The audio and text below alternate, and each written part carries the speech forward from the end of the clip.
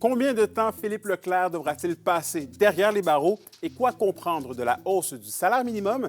Voilà les questions qu'on s'est posées pour vous.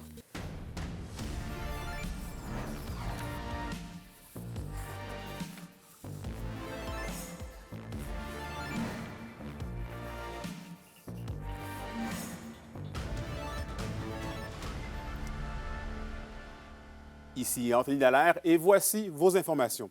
On débute le bulletin dans le monde judiciaire puisqu'on a appris aujourd'hui que le Rouyn-Norandien Philippe Leclerc, qui a tué son oncle d'un coup de hache, passera près des 10 prochaines années derrière les barreaux. André Audet nous résume la situation. Alors que les avocats de l'accusé espéraient une peine entre 8 et 12 ans, le juge Maxime Roy s'est rangé derrière la recommandation de la Couronne. Pour l'homicide involontaire coupable commis par Leclerc, il lui impose une peine de 14 ans de pénitencier, moins le temps déjà purgé.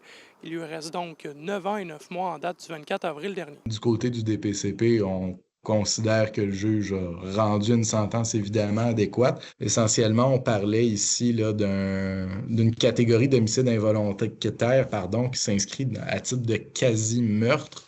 Donc là, comme le juge Roy d'ailleurs le mentionne dans son jugement, on parle ici d'une fourchette entre 10 et 15 ans de détention habituellement pour ce type de dossier-là. Il est aussi mentionné que l'agression n'a rien d'accidentel, prenant en considération que Leclerc a pris sa hache et a donné gratuitement un coup suffisamment puissant et brutal.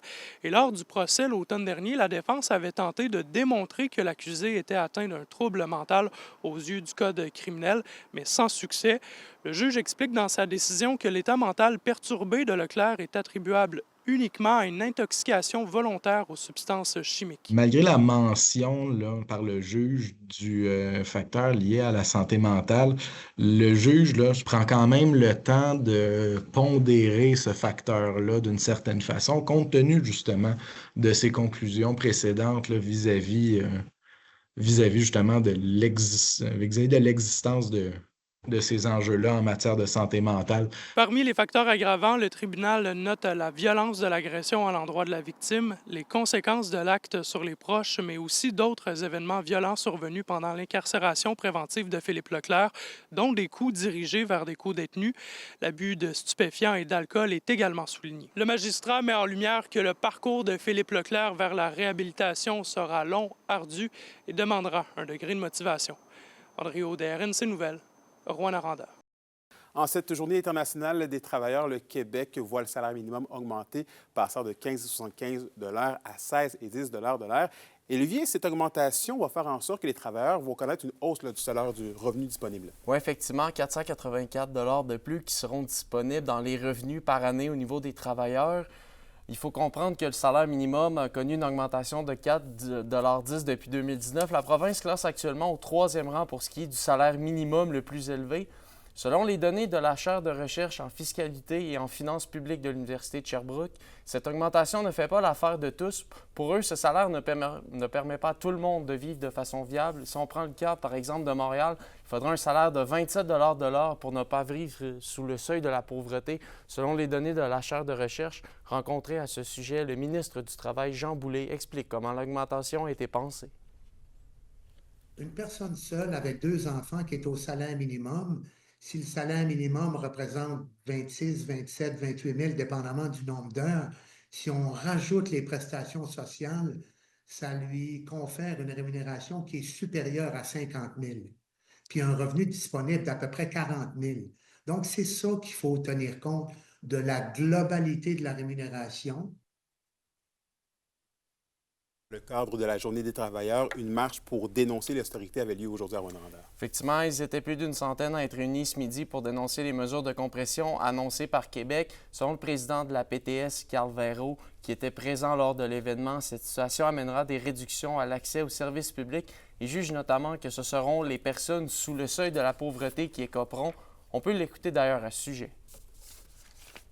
En ce moment, avec les mesures d'austérité, ça va toucher la population. Ça va toucher la population la plus vulnérable. Oui, le salaire minimum augmente aujourd'hui de 35 sous, mais c'est amplement insuffisant pour pouvoir être en mesure de pouvoir vivre décemment.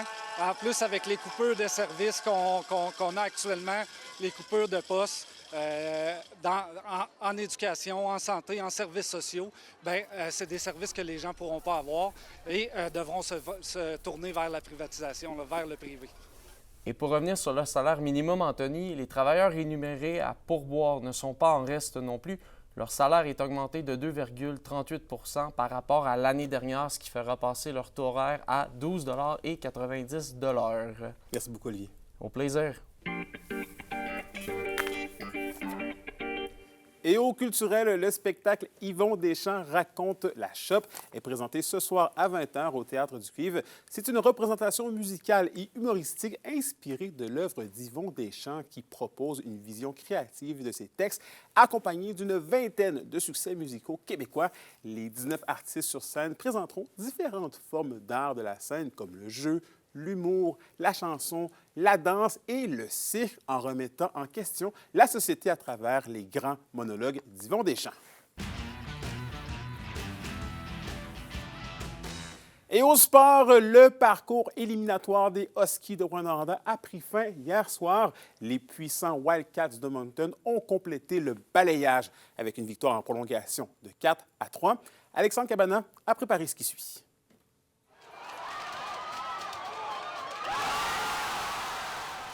Les Huskies ont retiré leur gardien. Rémi Gélina nivelle la marque avec moins de 2 minutes à disputer à la rencontre. Encore une fois, on a pu voir toute la résilience d'un club soudé. Mais une fois en prolongation, un excellent tir d'Alex Mercier a sonné le glas sur la saison des Huskies. Les Wildcats ont peut-être balayé la meute, mais reste que c'était une série et du hockey de haut niveau que nous ont offert les deux clubs. C'est le cœur brisé, mais rempli de fierté que l'entraîneur-chef s'est adressé aux médias. On n'était pas dans le carré d'as.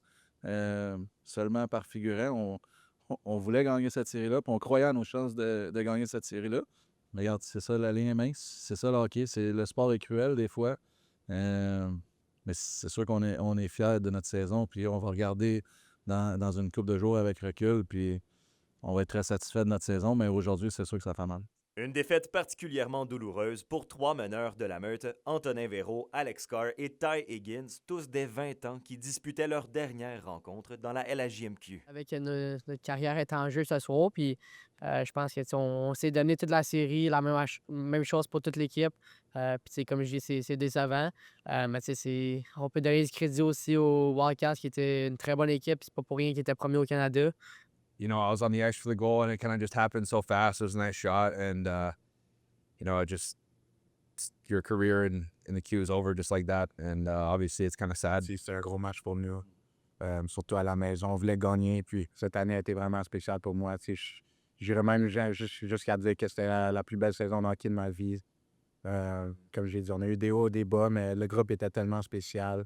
Ça aurait tellement été le fun de gagner pour tous les gars, puis j'ai savouré tous les moments, puis on va voir qu'est-ce qui va se passer. C'est donc ici, sous les applaudissements de la foule, que se termine la saison 2024-2025 des Huskies de Rouyn-Noranda. Prochaine étape, le bilan de fin de saison et le repêchage de la LHJMQ. Alexandre Cabana, RMC Nouvelles, Rouyn-Noranda.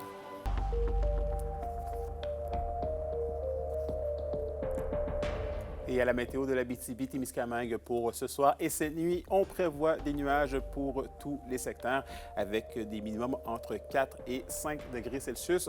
Pour la journée de demain, c'est de la pluie intermittente avec des maximums de 6 degrés Celsius.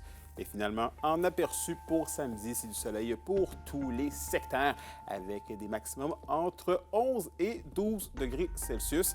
Et voilà, c'était vos informations régionales. Merci encore une fois d'avoir été des nôtres. Nous, on se dit bien évidemment à demain pour la suite des choses. D'ici là, prenez soin de vous.